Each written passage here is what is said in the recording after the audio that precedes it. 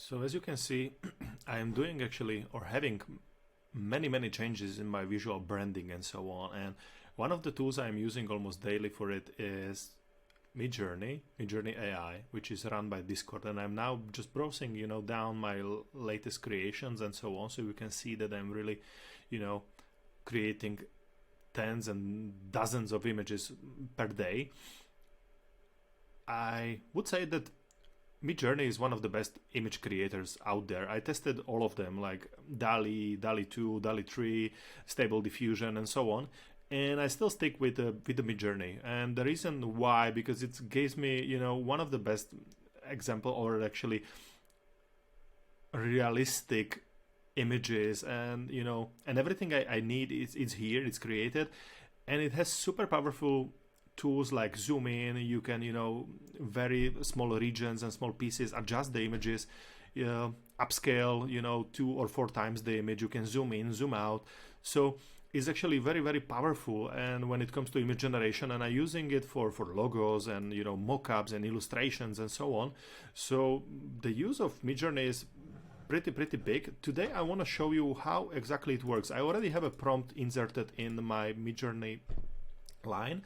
So let me just hit enter, and meanwhile it generates the image.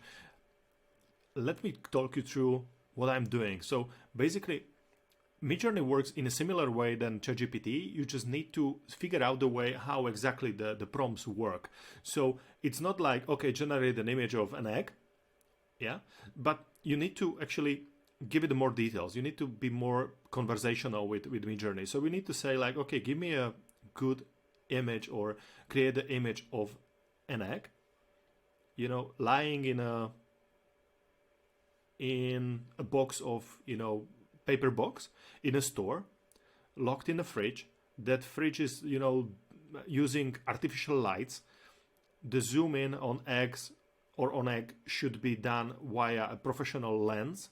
For example, it should be, professional photography and so on. And then at the end, you do it, or you include in your prompt the resolution of the image you want to create. It's not resolution in pixel, it works in a ratio. So for now I'm using a ratio 4:5, which is perfect for Instagram images. But if I would like to create, for example, Instagram stories, then I would change the resolution from 4:5 to 9:6. That's horizontal. And or vertical, and when I want to create a horizontal, which is long image, then I would do 16:9, as you have, on your TV or computer and so on. And this is the image Midjourney just now created. My prompt was astronaut, walking on a moon surface. So let's see how actually it looks. And I would say that I'm pretty happy with the results. What do you think? I would say that I like the result number 1.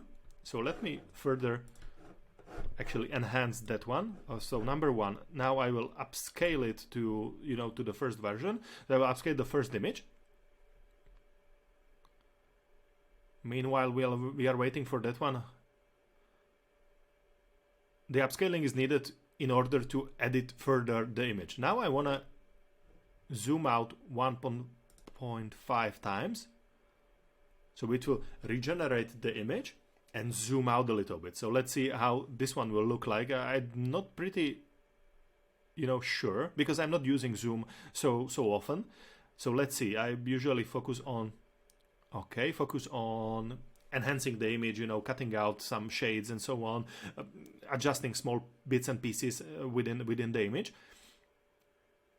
Okay, we have the zoom out. You can see that the astronaut is standing a little bit further than before, and we see a big light coming from the top right corner. It's much more bigger.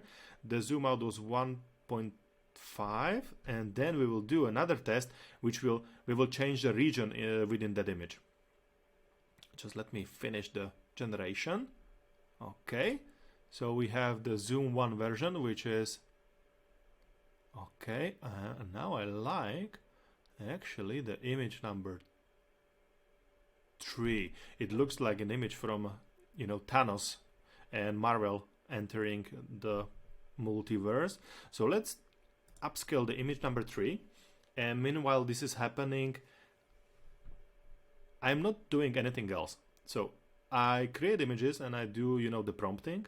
Then I wait a little bit, and then I adjust the images until they are ready and until I'm satisfied. I created many images for my food blog, for example, which is totally surprising because some years ago I had to spend hours, you know, on creating basic images on, I don't know, butter or flour or so on. Now I can just, you know, hit the prompt, create a prompt in Midjourney, and then I can create an image. So let's use the second option, which is vary. I will vary a region, which will opens the editor, and let me edit this surface here.